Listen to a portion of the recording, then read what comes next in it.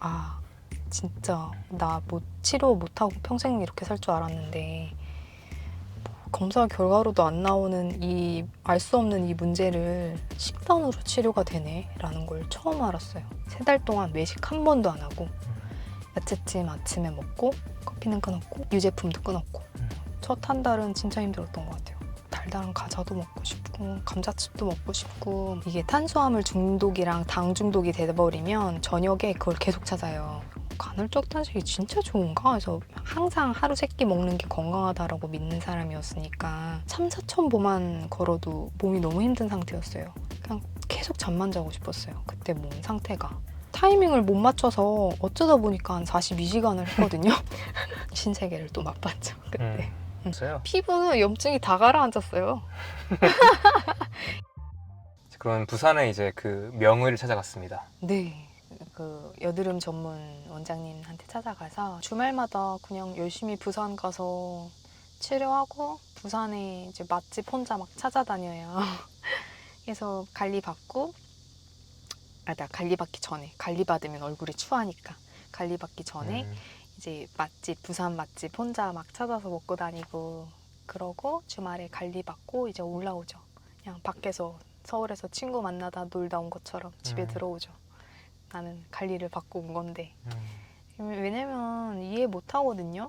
무슨 관리 받으러 부산까지 가냐고. 서울에 유명한 데가 많은데 그리고 그냥 피부과 가서 약 먹으면 되지. 막 다들 대부분 그렇게 툭 내뱉잖아요. 근데 이걸 경험하는 사람들은 그게 뭘 해도 안 되는 거를 경험하거든요. 그래서 그거라도 지푸라기 그거라도 잡고 싶어서 거기까지 간 건데도 안 돼가지고 이거는 난 뭐 그냥 이렇게 평생 살아야 되나? 뭐 그러다가 이제 산부인과 가서 검사를 받았더니 프로게스테론이 살짝 높게 나와서 피임약을 드셔도 되겠네요. 그냥 이렇게 얘기하시는 거예요. 그래서 저는 그래도 생리가 항상 규칙적이거든요. 다행인 게. 그래서 아니 생리도 규칙적으로 나오는데 내가 이 얼굴 때문에 피임약을 막 먹어야 되나 말아야 되나 계속 고민을 했어요. 근데 뭔가 여기는 건드리면 안 될 것 같아가지고 그래서 피임약은 안 먹고 또 호르몬 관련된 영양제를 좀 찾았어요. 그래서 여성 호르몬을 높게 좀 조절해주는 허브 영양제도 있고 남성 호르몬을 좀 조절해주는 허브 영양제도 있거든요. 아마 피부 질환 있으신 분들 그거 아마 다 아실 거예요. 뭐 리그난, 바이텍스, 뭐 이노시톨, 소팔메토 막 이런 거 다 있거든요. 그래서 그것도 제가 막 실험을 해보죠. 또. 근데 영양제도 먹으니까 조금 나아졌거든요. 그래서 진짜 호르몬 때문인가? 그래가지고 조금 나아졌는데 그것도 한계가 있더라고요. 다시 또 돌아와요. 얼굴이. 그래서 다시 돌아오고 그때 조금 심했을 때가 사실 이렇게 좀 어떤 느낌일까 보면 조금 더 공감할 수 있을 것 같아. 이때도 심하진 않았거든요.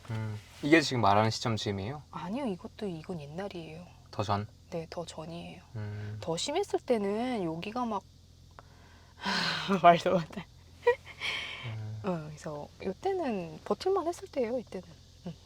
이때는 뭐 그렇게 일상생활에 그런 정도가 아니었으니까 그러다가 호르몬 검사 받고 영양제 먹고 그래도 안 돼서 있다가 그때 한 2020년도 코로나 터졌을 때 있잖아요. 20년도 3년 전이죠. 그때 진짜 전에는 막 염증이 막 이렇게 났던 거라면 그때는 그냥 한 모공에 염증이 4, 5개가 위에 쌓여지면서 났어요. 상상도 안 되죠. 네. 그런 게 있더라고요. 모공에 모공 하나에 염증이 다닥다닥 붙어서 막 4개, 5개 막 이렇게 막 여기가 막 진짜 뭐 종기도 아닌 곳이 막 그게 여기에 막 더 심해진 거죠. 어찌됐든 네. 염증이. 그래서 그때는 진짜 그때 말했던 것처럼 이렇게 아만 해도 여기가 너무 아팠어요. 여기 염증이 너무 심하니까 하품만 해도 아프고 밥을 먹어도 아프고 너무 아팠어요. 그때는. 그래서 그때도 항생제를 안 되겠다. 또 항생제 먹어야겠다 해서 그래서 그때도 또 항생제로 버텼죠. 그래서 먹고 가라앉히고 또 3개월 단위로 올라오면 또 가라앉히고 그렇게 생활을 하다가 3년간을 그렇게 항생제로 버텼죠. 버티다가 제가 작년 22년도에 결혼을 했거든요. 그래서 결혼을 해야 되니까 항생제를 좀 결혼식 때 또 울퉁불퉁하면 안 되잖아요. 그래서 전 진짜 결혼할 때도 드레스고 뭐고 제발 여기 뭐 좀 안 났으면 좋겠다. 제발 막 빌었어요. 계속 제발 제발 제발 막 이러고 빌다가 항생제를 그때 좀 길게 먹었어요. 왜냐면 조금이라도 뒤집어지면 안 되니까. 그래서 다행히 결혼식 때 다행히 막 울퉁불퉁한 건 없지만 흉터는 심하죠. 워낙에 염증이 심했으니까. 근데 그거는 뭐 메이크업 잘하는 데 가서 흉터는 좀 가릴 수 있으니까 다행히 그거는 다행히 결혼식은 잘 치렀고 이제 결혼 다 끝났으니까 항생제 끊어야겠다라고 이제 마음을 먹었죠. 그러고 이제 항생제를 싹 끊었어요. 끊으니까 이제 약 기운이 이제 약발이 3개월 후에 막 떨어지죠, 이제. 그러면 이제 피부가 막 또 막 난리가 나요. 또 아까 그 4-5개 나는 것처럼 냄새 막 볼까지 다 번져요. 네, 증상만 완화하고 있었던 거네요. 네, 증상만 하나 맞아요. 그래서 볼도 막 난리가 나요. 그래서 여기 근데 불행 중 다행인 게 코로나 때문에 마스크 쓰고 다녔잖아요. 근데 여기는 진짜 깨끗했거든요. 그래서 여기만 보면 피부 되게 좋은 사람인데 병원만 가서 마스크만 벗으면 의사 선생님들 놀랄 정도였으니까 이거 어떻게 버티셨어요? 빨리 약 드셔야 된다고. 네, 항생제로도 안 되니까 결국에 그 여드름 약 중에서 제일 센 거 있거든요. 최종 끝판왕 약이 있거든요. 네. 부작용 되게 심한 거 나중에 기형아도 나올 수도 있고 그 여드름 약 중에 제일 심한 약이 있어요. 그래서 제가 진짜 그것만큼은 안 먹었거든요. 이 정도는 먹으면 안 되겠다 했는데 결국에 피부과도 다니면 결국엔 그 약 거네요. 항생제로는 안 되니까 이거 그냥 드시라고 드셔도 짧게 먹는 건 상관없어요 라고 하고 그냥 처방해 주거든요. 근데 처방해줘도 안 먹었어요. 그 약은 진짜 그 약만큼은 먹기 싫어서 안 먹고 버티다가 그러고 있는데 이게 이제 피부만 무너진 게 아니라 이제 장이 무너지기 시작했어요. 장이 그냥 아작이 났어요. 그 변이 결혼하고 나서 신혼 초인데 막 화장실에 가면 변이 그 대장 내시경 하기 전에 그 비울 때 나오는 변 있잖아요. 그냥 물같이 싹 나오는 그 변을 한 3개월간 계속 3개월 동안? 네. 그냥 일상이 화장실로 시작해서 화장실로 끝났어요. 그리고 제가 지금 수원에 사는데 회사가 여의도거든요. 꽤 멀잖아요. 1시간 반 거리인데 그 중간에 진짜 막 그래서 막 곳곳에 지하철역에 어디 화장실이 있는지까지 막 기억을 해야 돼요. 중간에 내려서 그걸 봐야 되니까. 그래서 제가 과민성 대장 증후군도 없는 사람인데 아, 왜 이러지 하고 그 진짜 삶의 질이 너무 떨어지는 거예요, 이게. 일단 여기는 염증은 심하지. 장은 난리가 났지. 근데 장이 너무 안 좋으니까 여기가 있게 되더라고요. 여기가 너무 괴로우니까. 그래서 장이 그렇게 보다가 어느 날 조금 단단한 변이 나와요. 그러다가 한 몇 개월 후에. 근데 그 변에 점액질 변이라고 점액질이 변을 싹 하얗게 다 감싸고 있어요. 하얀 점액질이 네. 그냥 찔끔 나오는 것도 아니고 변을 다 감싸고 있어요. 점액질, 하얀 변이 나오는 거죠. 점액질로 쌓여진 변이. 왜 그렇대요? 몰라요. 그래서 저도 몰라서 아 이거 큰일 났다. 나 진짜 어디 아픈가 보다. 결혼한 지 지금 2-3개월밖에 안 됐는데 그래서 남편한테 나 좀 어디 아픈 것 같다고 이거 진짜 그냥 정상인 상태가 아닌 것 같다고 해서 내시경 받아서 뭐가 나올 것 같다고 해서 바로 이제 예약을 했죠. 내시경. 그냥 위랑 대장 또 큰 병원은 예약이 꽉 찼어요. 몇 개월간. 그래서 당장 너무 급하니까 병원에 검사할 수 있는 데 찾아가지고 위장 내시경을 했어요. 그래서 아이고 원인을 찾아야겠다 해서 했는데 다행히 아무것도 안 나오더라고요. 대장도 용종 하나 없고 위에 용종 하나 나왔어요. 그래서 위에 용종 하나 떼내고 대장에 아무것도 없고 뭐 증상이 없대요. 그냥 조금 상처 있으시네요 이러고 끝났어요. 근데도 전 너무 괴로웠거든요. 아, 나 이거 분명히 문제가 있는데 뭐 너무 다행이긴 한데 이걸 정말 고치고 싶었거든요. 왜냐면 검사 받고 나서도 변이 계속 그랬거든요. 뭐 물처럼 싹 나오거나 점액질변을 계속 보거나 그게 계속 유지되니까 아 이거 어떡하지 하고 내과 가면은 또 항생제 처방해 줄 게 뻔하니까 그래서 그때 이제 기능의학이랑 가정의학 관심이 생겨가지고 그때 조항영 선생님 강의도 많이 듣고 언제쯤이에요? 그때가 작년이죠. 22년도 1년 전이에요. 1년 조금 더 전. 몇 월쯤이에요? 22년 5월 6월부터 그렇게 심해졌죠. 그 상태를 계속 유지했죠. 그러다가 그 기능의학으로 또 유명한 분들이 몇 분 계시더라고요. 검색해 보니까 기능의학 쪽으로 네. 좀 유명하신 분 있잖아요. 그래서 그런 분들을 찾아서 가려고 했는데 그분들도 이미 예약이 막 6개월, 9개월 꽉 차 있어요. 그래서 아, 나 이거 당장 급한데 어디든 가서 뭔가를 하고 싶은데 해서 그때 회사에서 제일 가까운 가정의학과 예약을 해서 갔어요. 그래서 가가지고 저 지금 장도 너무 안 좋고 피부도 너무 안 좋아서 그땐 제가 아는 거는 호르몬밖에 없었으니까 저 호르몬 검사를 하고 싶습니다. 이랬어요. 했더니 그분도 똑같이 피부가 안 좋은데 왜 호르몬 검사를 하세요? 라고 하더라고요. 그래서 저는 그래도 나름 믿은 게 가정의학 쪽인데 다 연관된 거를 아실 줄 알았는데 그래서 그거 말고 그냥 장변으로 검사하는 게 있대요. 그래서 그거를 받으세요 라고 하는데 선생님 저 지금 그렇게 변이 안 나와서 거의 그냥 물처럼 나와서 그 변조차도 검사할 수 있는 단계가 아닌 것 같다고. 왜냐면 변이 뭐 나와야 검사를 하지. 뭐 변을 담고 싶어도 담을 수가 없는 상태였으니까. 그래서 이거는 제가 조금 나아지면 그때 할게요 하고 해서 원장님이 추천해 주신 게 제가 너무 받고 싶어서 한 그 타액 호르몬 검사랑 소변으로 받는 유기산 검사 있어요. 그래서 그 두 개를 받았거든요.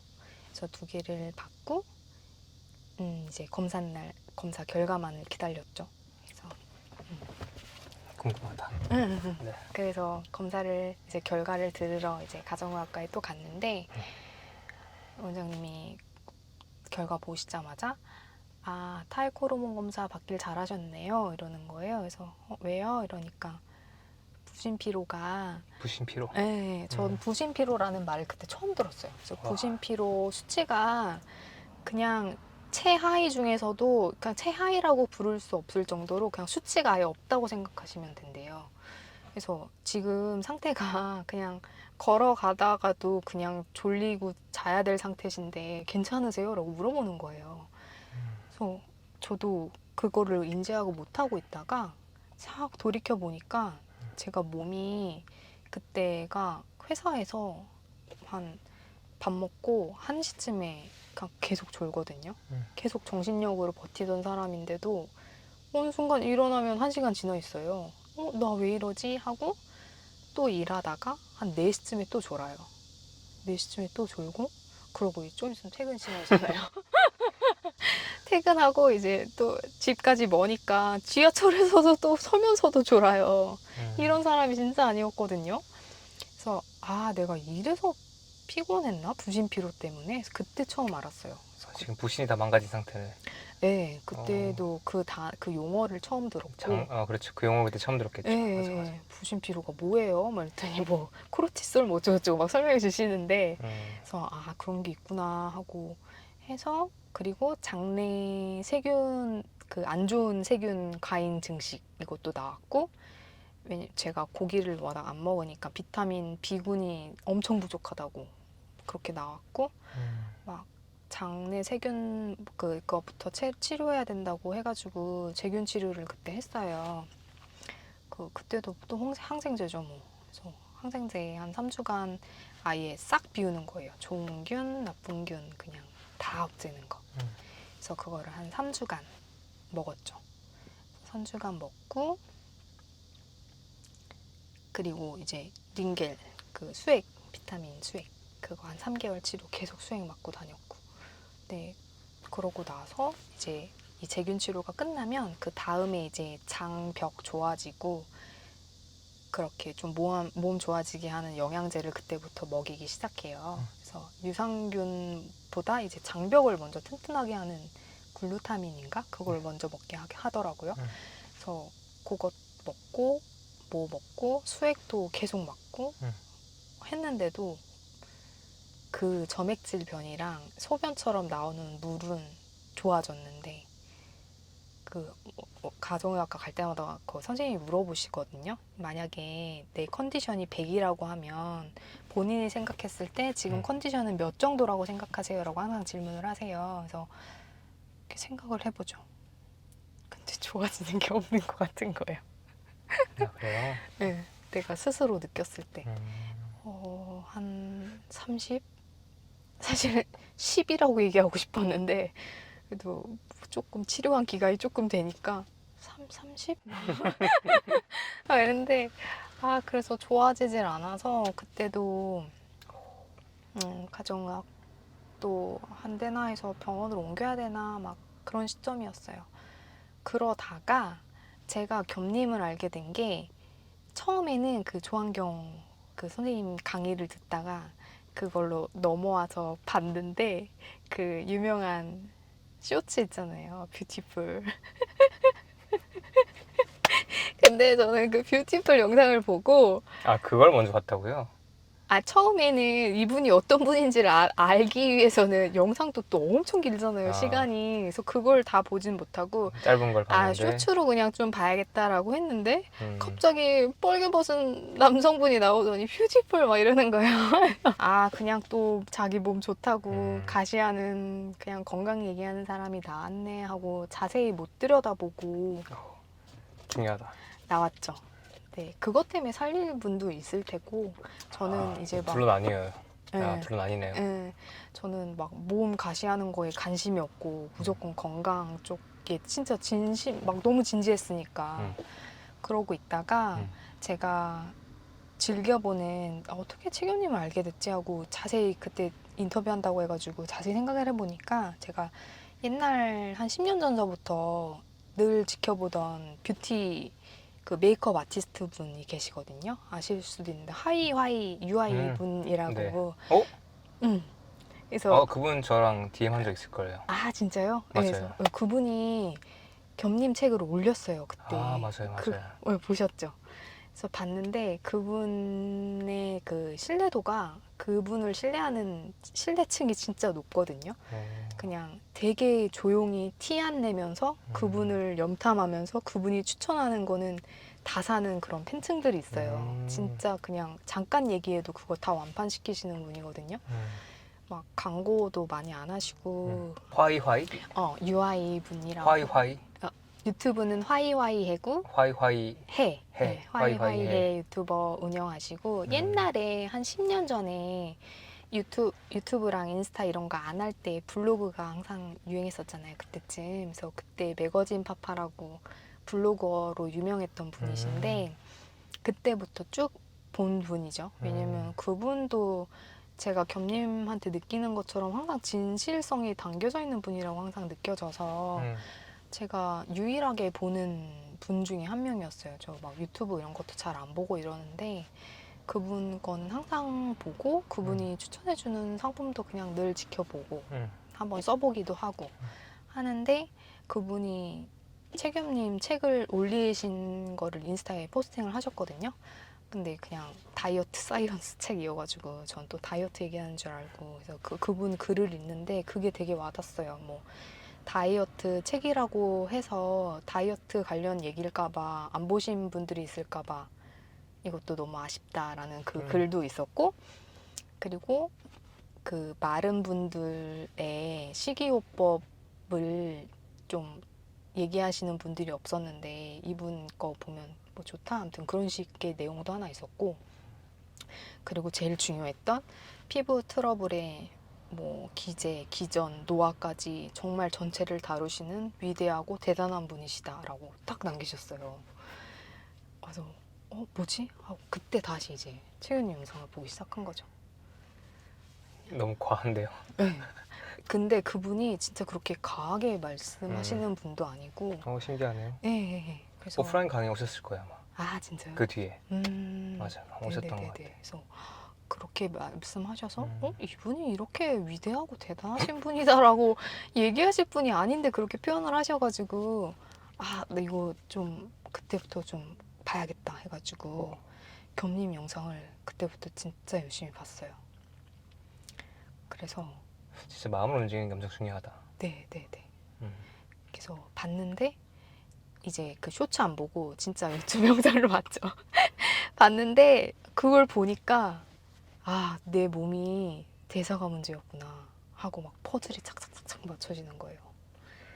이게 이 내시경으로도 못 찾던 그 문제가 내가 몸이 대사가 완전 망가진 거구나. 옛날에 그 식습관서부터 시작해서 이 약 먹고 막 모든 걸 다 통틀어서 내가 대사가 그냥 완전히 무너졌구나라는 거를 그때서야 그냥 느끼기만 했죠. 행동은 하나도 한 게 없고.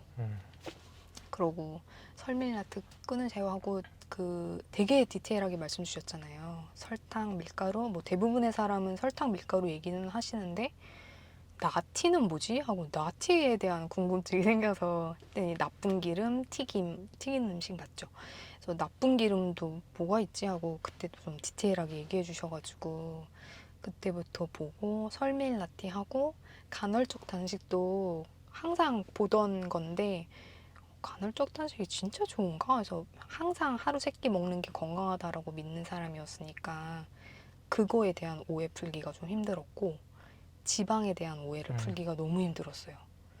지방은 진짜 안 좋은 거라는 게 그냥 머리에 뼛속까지 박혀 있어가지고 그래서 그거를 좀 해볼까 하다가 그냥 마음만 계속 그랬어요. 몸 상태는 그런데 나쁜 건 알겠는데 어떻게 해야 될지 모르겠더라고요.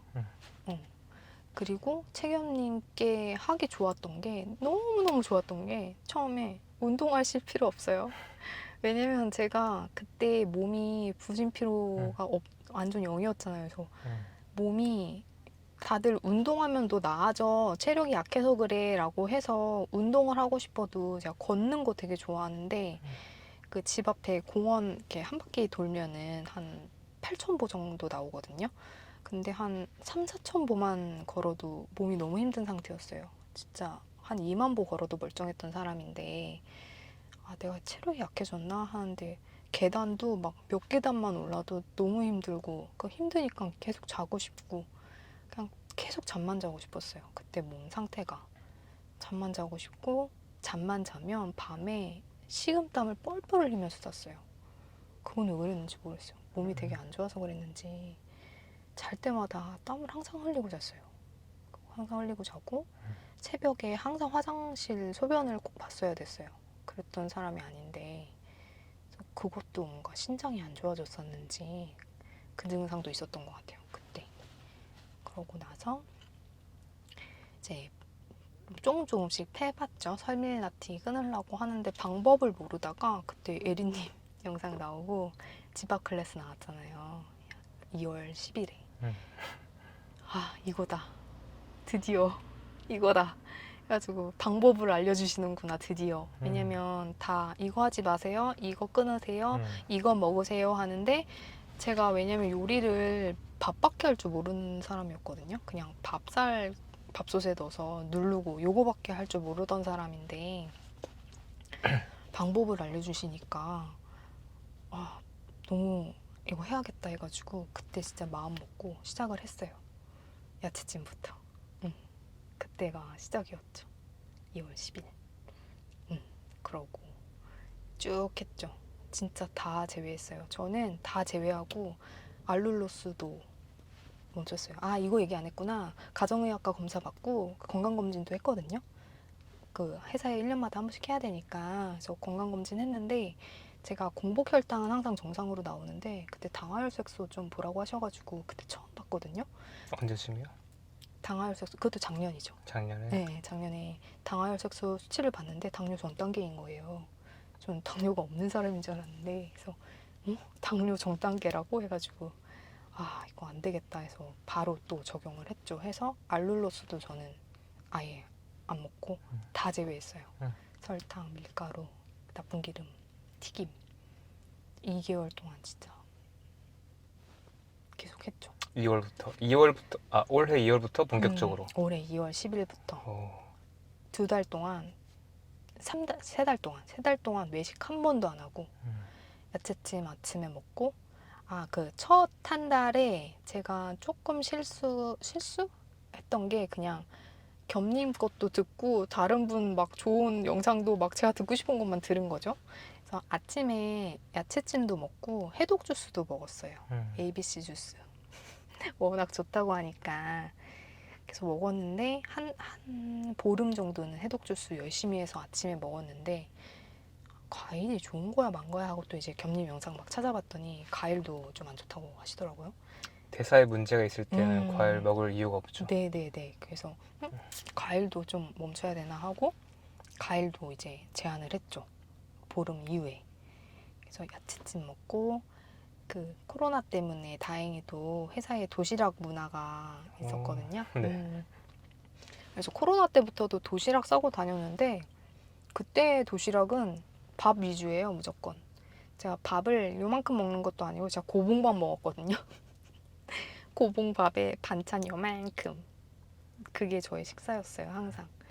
왜냐면 밥을 먹어야 에너지가 났던 사람이라 딴 거 먹으면 에너지가 확 느껴지는 게 없고 밥을 먹어야 에너지가 빡 이렇게 하는 게 느껴져서 밥 위주로 항상 먹던 사람인데 그래서 밥 말고 이제 말씀해 주신 것처럼 단백질, 지방 이렇게 추가해서 밥도 하루에 100g, 100g 이하 아니 100g?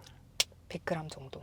왜냐면 첫 한 달은 밥 먹고 싶은 욕구가 어마어마해요. 저녁에 와서도 먹지 말아야 되는데 너무 먹고 싶은 거예요. 밥이 너무 땡겨요. 그래서 첫 한 달은 진짜 힘들었던 것 같아요. 저 힘들 때마다 근데 먹고 싶어도 장이 워낙 안 좋으니까 어차피 먹어도 속이 안 좋아서 먹을 수가 없었어요. 저는 그 욕구가 넘치는 건 항상 느꼈는데 저녁에 또 막 피자도 생각나고 막 햄버거도 생각나고 막 달달한 과자도 먹고 싶고 감자칩도 먹고 싶고 막 그런데 그냥 워낙 장이 안 좋으니까 그래서 너무 배고플 때는 저녁에 야채찜 요만큼 먹었거든요. 또 뭐 보쌈 한두 점. 야채찜에 올리브유를 많이 뿌려 먹었어요? 네네네네. 올리브 오일. 처음에는 발사믹도 같이 뿌려 먹었어요. 왜냐면 소스에 너무 익숙하니까 그 소스 맛이 너무 좋아서 그나마 발사믹 소스를 뿌리니까 그게 충족이 되더라고요. 그래서 그거고 그리고 책임님 너무 좋았던 게 운동하지 말고 설밀라티부터 끊어보세요. 그거랑 후추를 허용해 주시는 거. 제가 후추 진짜 너무 좋아했는데 후추 허용해 주시는 거, 소금 허용해 주시는 거. 제가 설탕은 끊고 모든 걸 다 끊어도 진짜 소금은 못 끊겠더라고요. 그 짠 거를 못 끊어서. 소금을 끊으라는 사람이 있어요? 옛날에 저염 음식 한참 또 막 그게 건강하다라고 했을 때가 있잖아요. 그래서 저염식은 진짜 못하겠는데 다행히 소금을 허용해 주셔서 소금도 되고 후추도 되고 나 이거 진짜 해볼 만하겠다. 그리고 커피는 좀 더 전에 끊었고 커피는 끊었고 유제품도 끊었고 유제품은 더 전에 끊었어요. 왜냐면 유제품이 피부에 미치는 영향이 너무 크다라고 알기 때문에 유제품은 끊었죠. 언제부터 끊었어요? 유제품은 코로나 때부터 아니야. 유제품도 한 끊은 지 한 1, 2년 된 것 같아요. 완벽히 끊은 게. 커피랑 유제품은 끊기 위해 한 3, 4년 걸렸던 것 같아요. 뭐 몇 개월 안 먹고 또 다시 또 먹고 몇 개월 안 먹고 다시 또 먹고 하다가 완벽히 끊은 게 한 1년 반 정도 된 것 같아요. 어떻게 한 번 하겠어요? 에이, 커피는 진짜 끊기 너무 힘들어서 살짝 같이 해줘. 그거. 그럼 지금 설밀, 나튀, 유제품, 커피. 네. 술은 원래 안 먹었고. 네네, 술은 원래 안 먹었고. 이런 거 끊었다. 네네네, 다 끊었어요. 끊고 설밀라떼 하고 한 달간 그렇게. 아, 그리고 뭘 많이 먹었어요? 아까 단백질이랑 지방을 더 먹었다 했잖아요. 혹시 뭐 야채찜 말고 다른 메뉴 있었어요? 고기도 제가 막 즐겨 먹는 타입이 아니었어가지고 그래도 단백질이랑 지방을 채워야 될 것 같아서 뭐 또 하루 뭐 몸무게당 단백질 몇 그램 먹으라는 막 그런 게 또 있더라고요. 그래서 한 계산해 보니까 한 200에서 250g 정도 되는 것 같은데 100g만 먹어도 못 먹겠더라고요. 음식의 양 기준이죠? 단백질 음식이. 네네네네. 첫 한 달은. 그래서 단백질 100g만 먹어도 너무 버거웠어요. 단백질 100g? 많은데요? 고기 100g. 아, 고기 100g? 네. 네, 그렇죠. 되게 많지 않잖아요. 이거 구분할 수 있어야 돼요. 요만큼이잖아요. 네. 맞아요. 그래서 고기 100g만 먹어도 조금 버거웠던 상태였는데 고기 100g 많지 않죠? 많지 않죠. 진짜 조금이죠. 그렇죠. 근데 옛날에 비해서는 많이 먹는 거였거든요. 그렇죠. 그래서 항상 천천히 하라고 너무 감사하게도 천천히 하라고 하셔가지고 그냥 좀 여유 있게 그래도 제한한 게 많으니까 요거는 천천히 내 몸에 맞게 늘려야겠다 싶어서 고기도 뭐 소고기 먹다가 돼지고기 먹다가 이것도 싫으면 오리고기 먹고 양고기 먹고 이렇게 막 계속 돌아가면서 먹었어요. 닭고기 먹을 때도 있고. 그래서 이것만 해도 되게 좋더라고요. 하고 지방은 야채찜에 어차피 올리브 오일 많이 뿌리니까 하고 에리님이 알려주신 스지?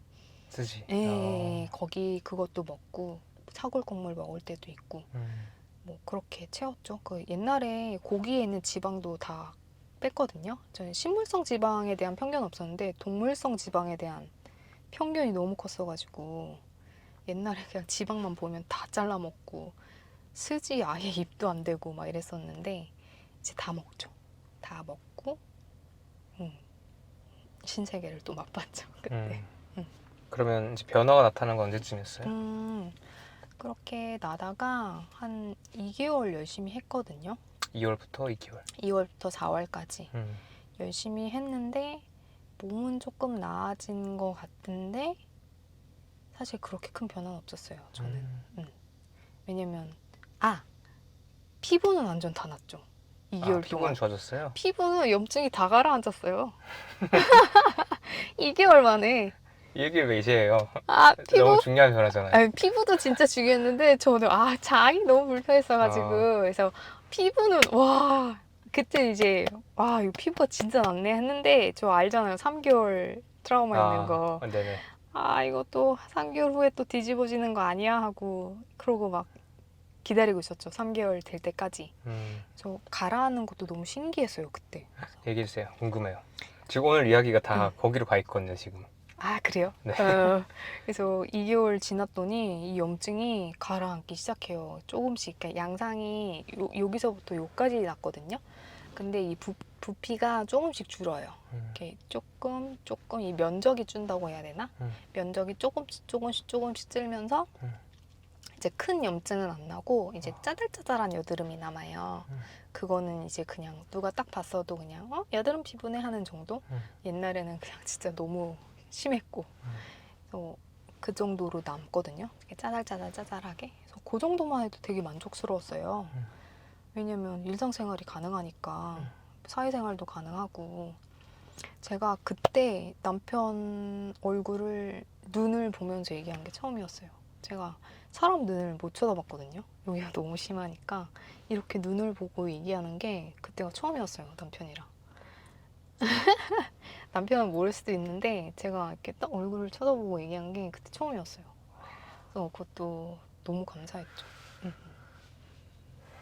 너무 험하네요 근데. 진짜 그래서 그것도 너무 신기했어요. 그래서 하고 있다가 2개월 지났잖아요.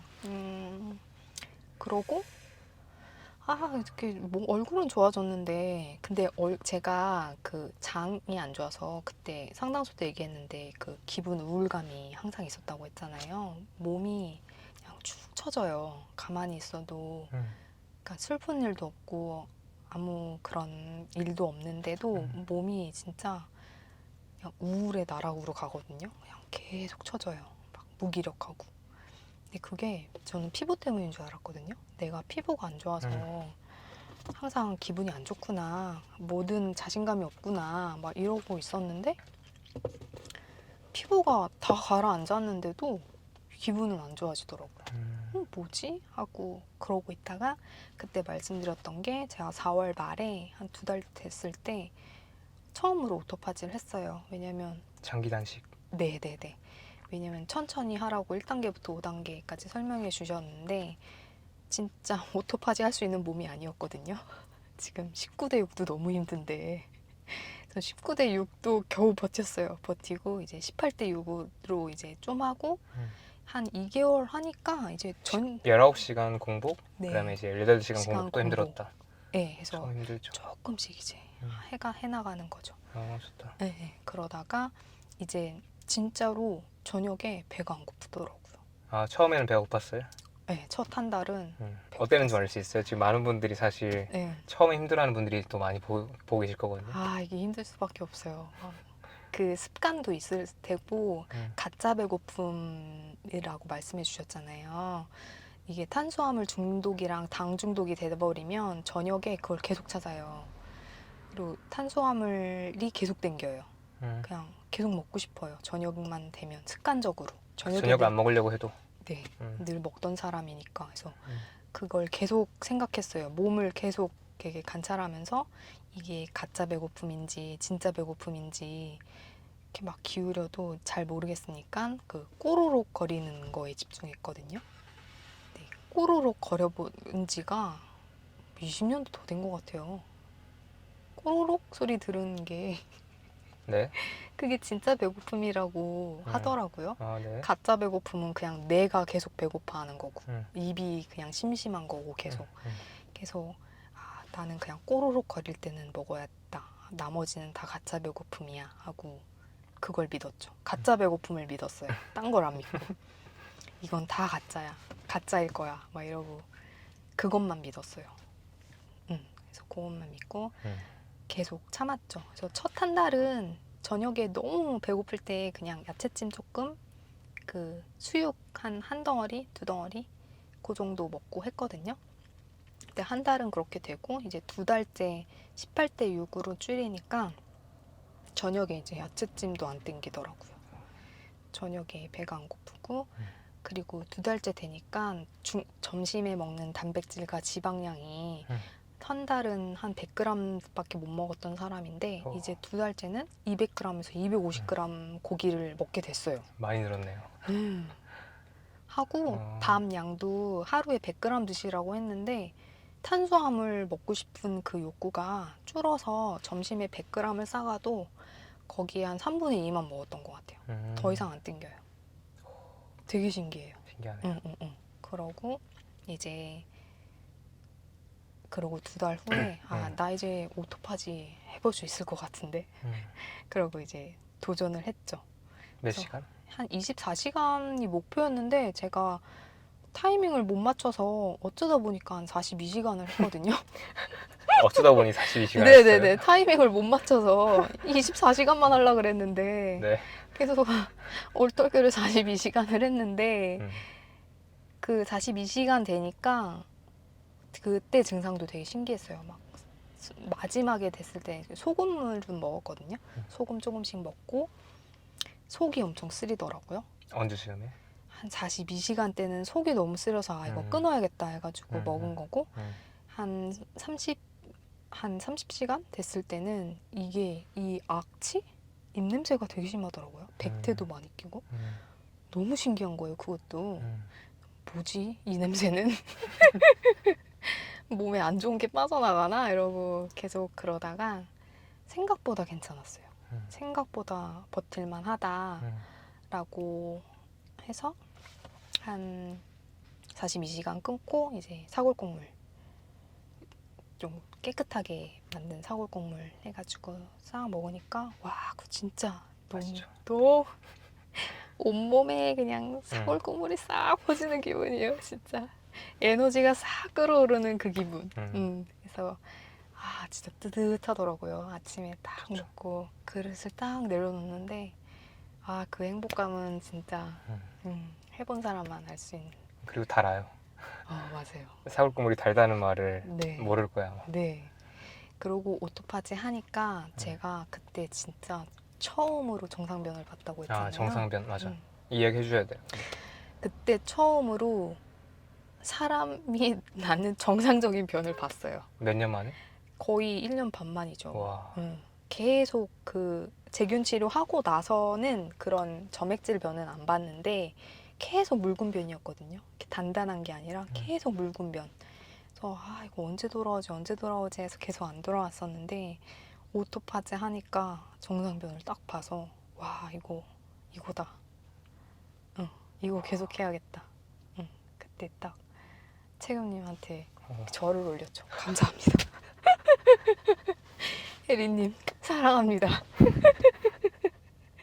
그때 진짜 그때 감동은 말도 못했죠. 그래서 진짜 나 치료 못하고 평생 이렇게 살 줄 알았는데 검사 결과로도 안 나오는 이 알 수 없는 이 문제를 식단으로 치료가 되네라는 걸 처음 알았어요. 너무너무 신기했어요, 진짜. 그러고 그때도 말씀드렸는데 그러고 나서 다시 또 식단을 열심히 했거든요. 했는데 변이 또 다시 안 좋게 돌아오더라고요. 그래서 그대로 하고 있었는데. 네네네네. 그것도 그대로. 신기하다. 네, 그대로 했는데 좀 달라졌던 거는 고기 먹는 양이 늘어나더라고요. 저 지금은 막 점심에 500g도 먹거든요. 근데 소화력이 엄청 올라왔네요. 근데. 네네네. 고기 엄청 먹어요. 500g이면 두 팩인데. 와. 주변 사람들이 다 놀래요. 이걸 더 먹는다고 해서 네. 모자른데? 이러면서 다 먹고. 그래서 옛날에 고깃집 가도 밥 없이는 전혀 못 먹던 사람인데 이제 막 고기만 막 먹어요. 그것도 되고 해서 그때 말씀드렸듯이 변이 계속 또 안 좋아져서 이거 왜 그러지 하고 계속 원인을 찾으려다가 그때 바빠가지고 야채찜을 못하게 됐을 때가 있었어요. 그래서 야채찜을 못 먹어서 좀 불안하긴 했는데 좀 야채찜을 안 먹으니까 3, 4일 안 먹으니까 변이 다시 돌아와가지고 야채찜이 뭔가를 낫게 해주긴 했는데 네. 또 어느 시점쯤엔 야채찜이 없었어야 되는 거구나. 그래서 저도 정확하게 그게 뭐지? 막 그냥 상태만 보는 거예요. 저 네, 잘 네. 모르니까. 그래서 야채찜을 안 먹었는데 변이 돌아오네. 그래서 그 막 방송에 채식주의자랑 육식주의자 막 싸우는 방송들 되게 많잖아요. 그래서 그때 육식주의자들이 항상 얘기하던 게 렉틴 막 이런 거 얘기하잖아요. 그래서 그때 그냥 알기는 했었는데 그때 에리님이 갭스 식단 말씀 주셨을 때 그게 생각이 나서 나는 장이 진짜 문제구나 해서 갭스 식단을 한번 찾아봤더니 갭스 식단에 야채를 다 제한하더라고요. 생야채 처음에. 그래서 생야채 제한하고 그게 장 고치고 뇌 고치는 어떤 맞아요. 방법론이죠. 맞아요. 그래서 거기서는 약간 좀 네. 극단적이어 보긴 하지만 좀 아주 타이트하게 약간 좀 원시인들이 먹었던 식단에 가깝게 가죠. 맞아요. 그래서 갭스 식단도 유튜브에 찾아도 많이 안 나오고 막 영어로 쳐야지 조금 나오고 막 이러더라고요. 그래서 그나마 뭐 1단계에서부터 5단계 있더라고요. 그것도. 그래서 잘은 모르겠지만 그냥 1단계만 해보자 하고 야채 좀 그동안 먹던 거를 멈추고 이제 닭육수 그냥 닭육수. 네, 닭육수 충분히 우려가지고 그거 쫙 먹고 아침에 야채찜 먹던 거를 닭육수로 바꿨어요. 그리고 점심은 안 바꿨거든요. 점심은 그냥 고기 구운 거 항상 단백질, 지방, 탄수화물 조금. 고기를 구워서 가서 도시락으로 먹은 거예요? 아니면 밖에서 먹은 거예요? 도시락으로. 도시락으로? 도시락은 항상 싸고 다녔어요. 왜냐면 이게 진짜 신기한 게 제가 3개월은 도시락을 쌌는데 3개월 이후에 점심에 그 직원이랑 식사하게 될 때가 있잖아요. 어쩔 수 없이. 그래서 어쩔 수 없이 밖에서 식사를 하면 어김없이 저녁에 배가 고파요. 배가 고파요? 네. 그렇죠. 네. 그게 진짜 신기해요. 맞아요. 나쁜 음식 먹으면 더 먹고 싶어요. 네, 맞아요. 그래서 와, 이거 진짜 신기하다. 그 외식 한 번 했다고 저녁에 이렇게 배가 고프네 하고 이 점심의 양질의 식사가 맞아. 진짜 중요하구나. 그리고 포만감 아침의 식사가 아니구나 매식은 해서 외식에 대한 그게 그때 이제 몸으로 느꼈죠.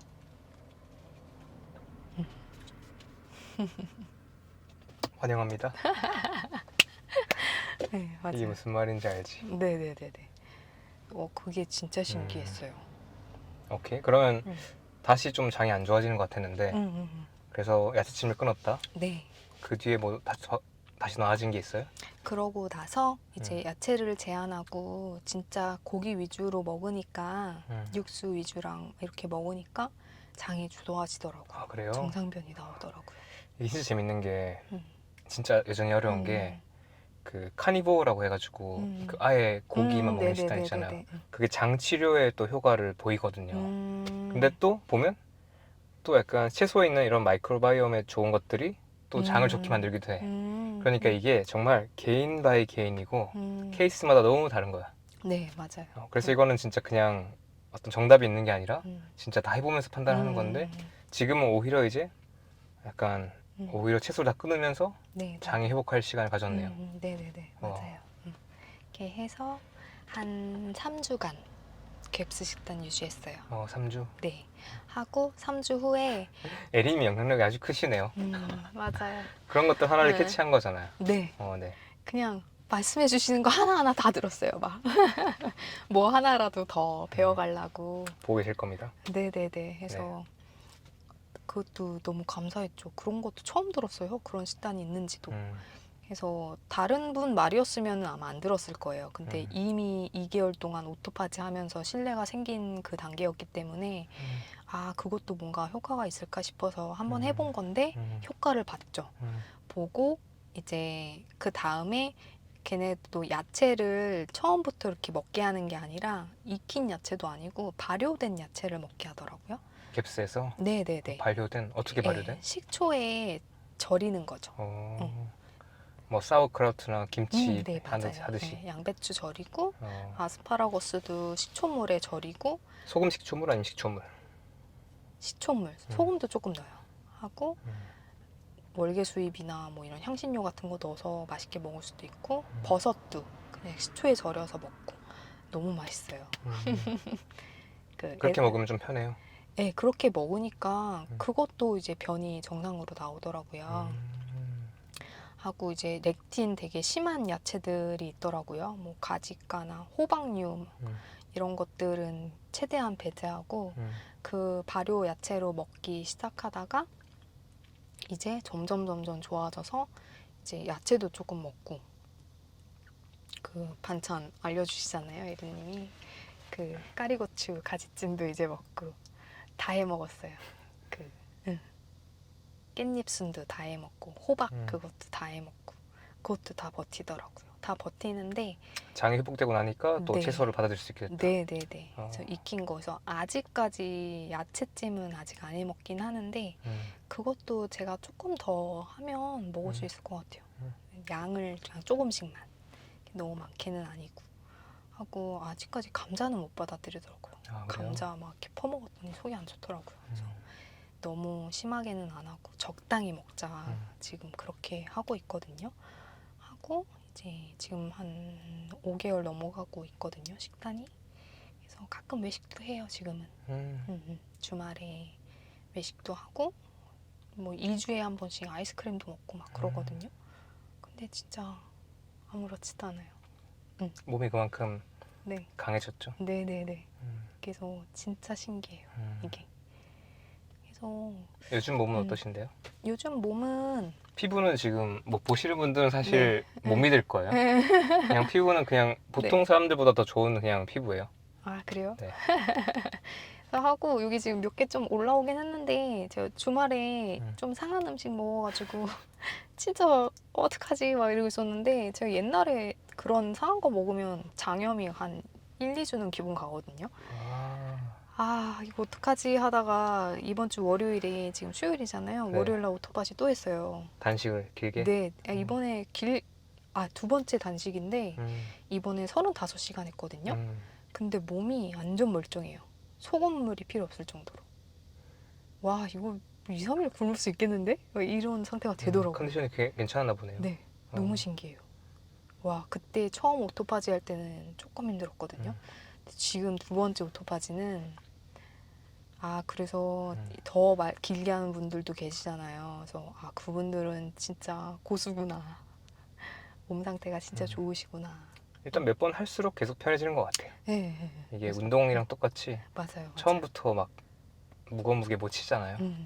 이게 계속해서 조금씩 할수록 몸이 거기 정될수록 더 쉬워지는 것 같고 더 조심해야 되는 것은 무조건 많이 한다고 좋은 건 아니고 그냥 내 몸에 맞게. 맞아요. 근데 지금 되게 잘 하신 것 같고. 근데 장염까지 안 갔다는 거예요, 그러면? 안 갔어요. 하루 만에 회복돼요. 그리고 제가 옛날에 역류성 식도염이 있었어가지고 기관지가 되게 안 좋거든요. 네. 그래서 에어컨 좀 많이 쐬거나 막 되게 건조한 환경 가면 급성 인후염이 엄청 심하게 와요. 그 급성 인후염 오면 바로 그냥 병원 가서 링겔 맞아야 되거든요. 그렇지 않으면 회복이 안 돼. 어떤 증상이요? 여기 인후염이 이렇게 부어가지고 염증이 심해지니까 몸에 열 나고 막 그래요. 목이 붓고 열이 난다? 네네. 목이 침 생기면 그게 바로 전날 침 생기면 목이 따끔따끔 아파요. 그러면 예전 같았으면은 그 다음날 바로 이만큼 붓거든요. 근데 이 몸이 회복력이 좋아진 거를 저는 그런 걸로 느껴요. 전날 목이 따끔따끔해요. 그러면 몸이 이상하게 되게 졸려요. 그래서 그날 하루 푹 자고 나면 하루 동안 그냥 푹 자고 나면 다음날 바로 회복. 신기하다. 목 안 아파요. 다음날. 아플 때 공복하고 잘 자야 돼요. 네. 그래서 이 방법을 알아서 진짜 뭐 두려운 게 없어요 이제. 축하드립니다. 네. 오. 몸무게를 인터뷰한다 그래서 혹시나 해가지고 몸무게를 재러 갔는데